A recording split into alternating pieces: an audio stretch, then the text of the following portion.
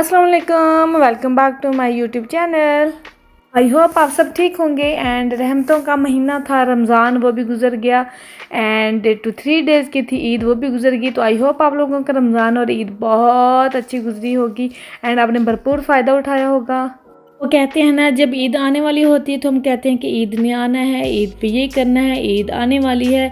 तो जब ईद गुजर रही होती है, सेलिब्रेट कर रहे होते हैं, जब हम कहते हैं जी ईद, ये ईद है या ये ईद है, तो जब ईद हो जाती तो हाय अल्लाह ईद गुजर भी गई, ईद तो गुजर भी गई तो वो वाले हमारे एक्सप्रेशन होते हैं। खैर यहाँ पे बाय द वे मौसम आज बहुत नाइस था, ईद पे बिल्कुल मौसम नाइस नहीं था, कोल्ड रहा था हाफ रमज़ान में, और ईद पे तो बहुत ही कोल्ड रहा था, बारिशें होती रही तो आज थोड़ा सा बेटर है।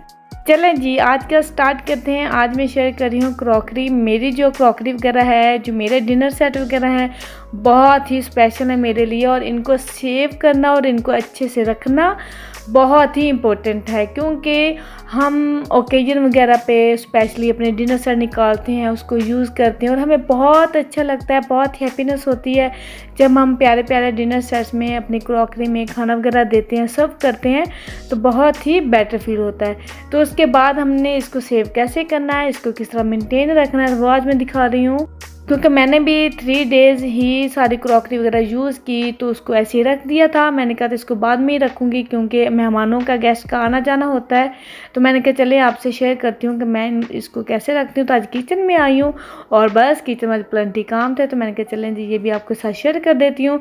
क्या होता है कि मैं प्लेट्स को बहुत ही अच्छे से वॉश करती हूँ, क्यों, कोई भी उस पर स्टेन नहीं होना चाहिए, और उसको बहुत ही अच्छे से वॉश करके उसको नाइस से क्लीन से क्लॉथ के साथ या आप किसी टिश्यू के साथ अच्छे से क्लीन कर सकते हैं। सबसे पहले तो उसका पानी ड्राई होना ज़रूरी है, और उसके बाद उसको अच्छे से क्लीन करना है, क्योंकि जो स्पेशली वाइट क्रॉकरी होती है ना, उस पर stains and yellow stains specially बहुत ही जल्दी से लग जाते हैं, तो उनको बहुत ही अच्छे से रिमूव करना बहुत ज़रूरी होता है फर्स्ट ऑफ ऑल।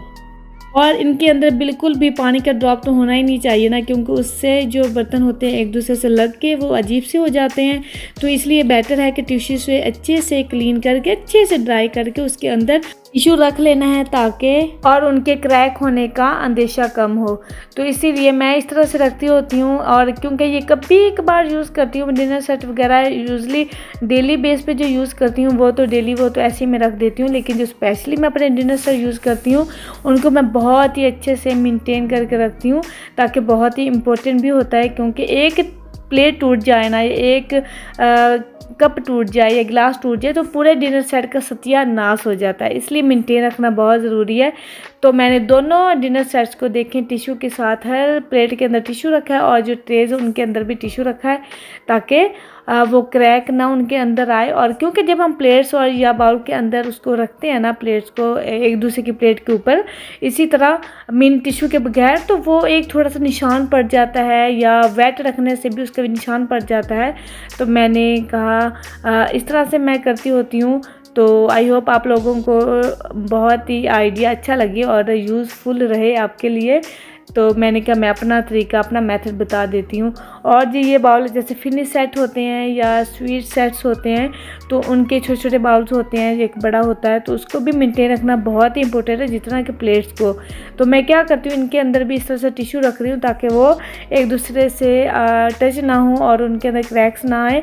क्योंकि वाकई हर लेडीज़ के साथ ये मसला होता है कि हमने उनको रखना होता है बहुत अच्छे से, क्योंकि अगर इस तरह ना रखा जाए ना, तो एक चीज़ भी टूट जाए तो बहुत ही उस पूरे सेट का बैंड बच जाता है, वो बिल्कुल अच्छा भी नहीं लगता। फिर हमें रहता है, क्योंकि 6 प्लेट होती हैं या 8 प्लेट्स होती हैं, तो पूरे सेट ही ऐसे होना चाहिए। इसलिए इन पूरे सेट्स को मैं बहुत ही बी केयरफुल होके वॉश करती हूँ, ड्राई करती हूँ, उसको मेंटेन करके रखती हूँ, क्योंकि ये बहुत ही स्पेशल होते हैं। जो डेली बेस पे होते हैं वो तो हमारे यहाँ चलते ही रहते हैं, उनको मैं इतना स्पेशल नहीं रखती। के विदाउट टिश्यू के भी रख लेती हूँ।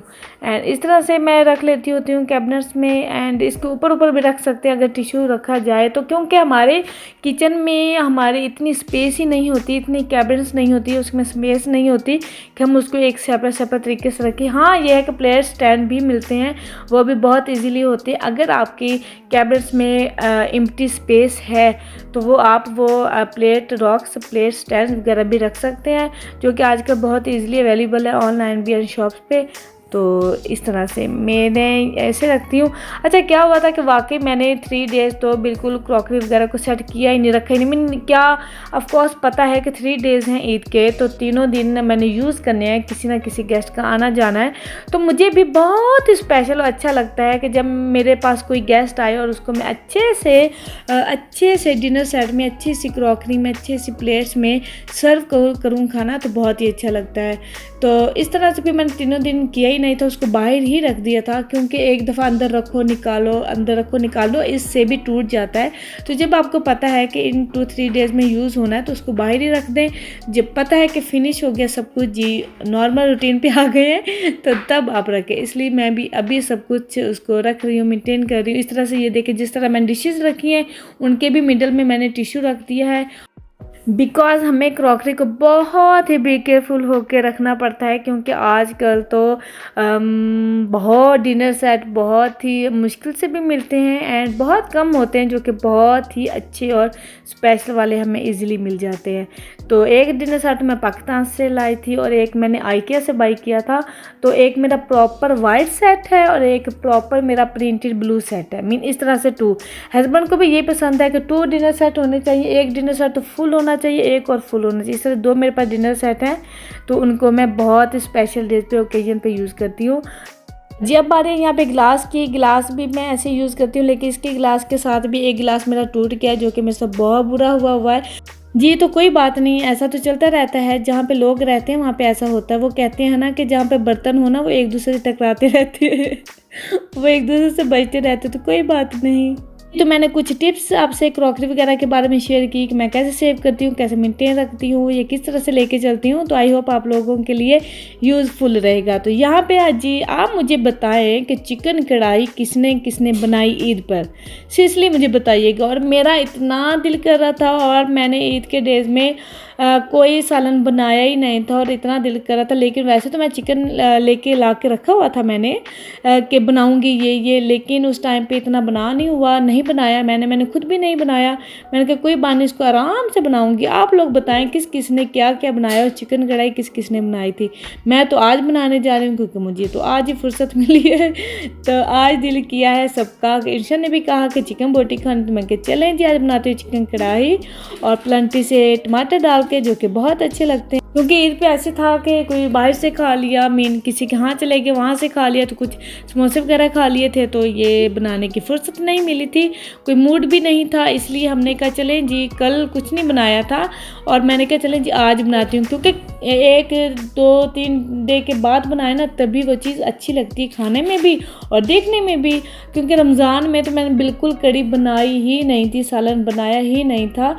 तो इसलिए आज तो सालन की खुशबू से और सालन को देख कर बहुत भूख लग रही है और टेबल सेट कर लिया है मैंने। गार्लिक नान ऑर्डर करवाया था स्पेशली, और जी अनियन वाला सैलड विद लेमन। और जी बस आई होप आप लोगों को मेरे ईद के प्यारे से व्लॉग्स बहुत अच्छे लगे होंगे, खूब आपने एंजॉय किए होंगे। और जिसने नहीं किया वो सब्सक्राइब कीजिए मेरा चैनल एंड जाके मेरे व्लॉग्स देखिए, आपको बहुत पसंद आएंगे। इसके साथ ही न्यू व्लॉग्स भी आने वाले हैं, तो बस सब्सक्राइब कीजिए चैनल जिसने नहीं किया। इसके साथ ही आज का व्लॉग आपके लिए हेल्पफुल रहा होगा, कुछ टिप्स मिल गए होंगे। और जिसके साथ ही मुझे इजाज़त दे, अपना ख्याल रखें, मेरा ख्याल रखें, भरपूर एंजॉय करें लाइफ को। ओके जी, अल्लाह हाफिज़।